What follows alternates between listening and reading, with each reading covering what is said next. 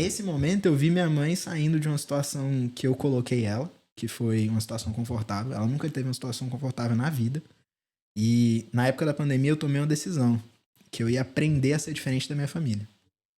Então, enquanto tava todo mundo trancado em casa, eu comprei todos os cursos da Empíricos, todos os cursos de tudo quanto é corretora de investimento que você vê na vida e fiz todos. A mesma intensidade que eu tive pra jogo naquele ano que eu te falei, eu tive pra investimento nesse período. Então eu aprendi o que eu tinha que fazer pra investir o dinheiro, pra fazer as coisas e dar uma vida melhor pra minha mãe sem fazer dinheiro, porque eu não tinha como. Eu tinha que ser estudante. Então, naquele ano e nos anos seguintes, Ale, eu devia ter... A pandemia foi 2020, 21? Foi 2020. Então eu tinha 20 pra 21 anos. Eu vim pra cá em 22. Eu sou ruim com data. Mas eu vim pra cá em 22 a primeira vez. Então, 20 pra 21, eu administrava todos os salários da minha mãe e da minha avó e eu ajudava meu irmão. Ele nunca deixou eu mexer muito. Mas minha mãe e minha avó nunca deveram mais nada. Enquanto tava comigo, elas começaram a prosperar.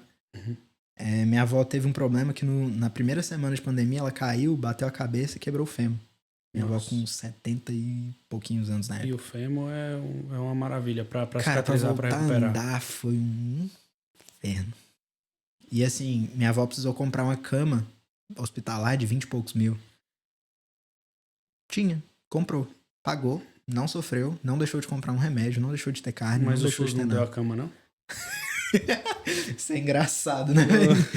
Não, é só porque eu sou criticado, o SUS resolve tudo. Resolve. A saúde no Brasil é gratuita pra todo mundo tem acesso. Claro. Então, assim, tô só perguntando, só pra... Isso sem criticar a sua história. Sem criticar a minha história.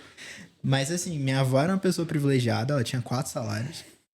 Porque meu avô deixou um salário pra ela, que ele foi pra Segunda Guerra. Então ela herdou esse benefício. Mas juntando todos, no bruto devia dar uns 18. Minha mãe, funcionária pública, é só procurar, meu povo. Mas é mais ou menos isso aí também, uns 18, 20 mil. Hoje em dia é 20. Eu convenci ela a fazer pós-graduação. E ela chegou a me pedir pra fazer a pós-graduação pra ela. E eu virei pra ela e falei, não, tu vai fazer.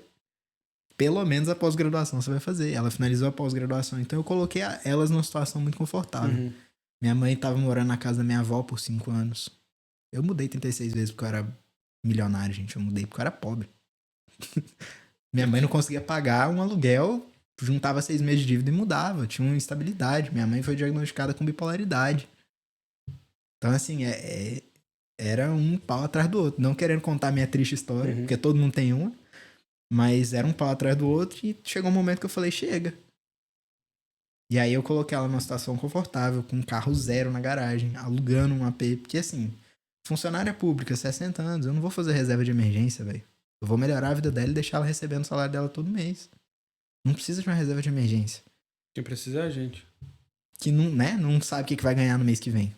Eu não, assim, eu hoje já tenho... Tem uma previsibilidade. Porque o meu business é de recorrência, não tem jeito, então eu tenho uma previsibilidade. Inclusive, sou seu cliente. Você é meu cliente? Sou. É sério? Sério? Não sabia. O cara é meu cliente, eu nem sei. Convidei pro podcast, nem sabia. Vocês verem que eu nem olho isso, entendeu? Mas... Não. Mas bom saber, cara. Eu até fiquei sem palavras. Tá vendo, produção? Você não faz o background check das pessoas? Agora eu vou começar a pedir a cópia da ID pra fazer o podcast. Pra fazer o podcast, pra fazer o background, né? Mas, cara... Quem precisa, tipo assim, hoje eu tenho previsibilidade, mas assim, mesmo assim, quem precisa é a gente, porque, cara, eu tenho 30 anos, você tem 24. Mano, tem. Cara, que de que 30. Você quer construir, mano? De 30 pra 60 tem muito chão. Porque, brother, o que eu fiz nos últimos 2 anos, eu não fiz no, tipo, quando eu realmente Nos comecei últimos 28, né?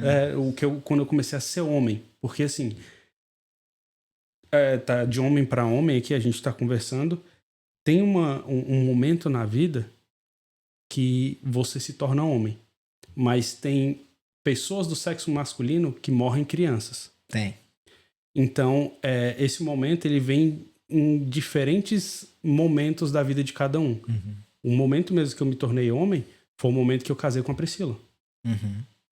Porque até então, eu brincava de ser homem. Eu era um aspirante.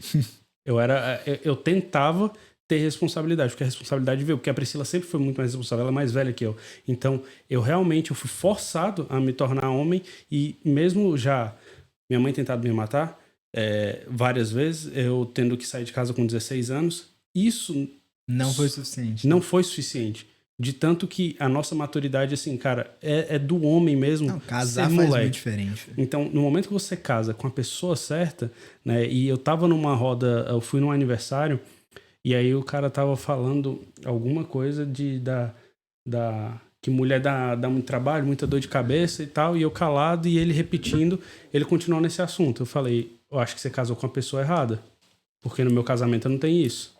Falei, só acontece isso no momento que você escolhe a pessoa errada pra viver do seu lado. E agora que casou é a certa, tá? Só pra deixar claro. Agora que eu casei, eu falo pra Priscila, a gente só separa morto. Assim, ou ela vai morrer ou eu vou morrer. Porque, brother, pra reconstruir tudo que a gente já construiu, é muito mais fácil corrigir o problema que tem. Se você pensar logicamente. Ah, não, tá brigando muito, não ama mais. Brother, amor é construção. As pessoas precisam entender que tesão e amor não são a mesma coisa. Que admiração e amor não são a mesma coisa.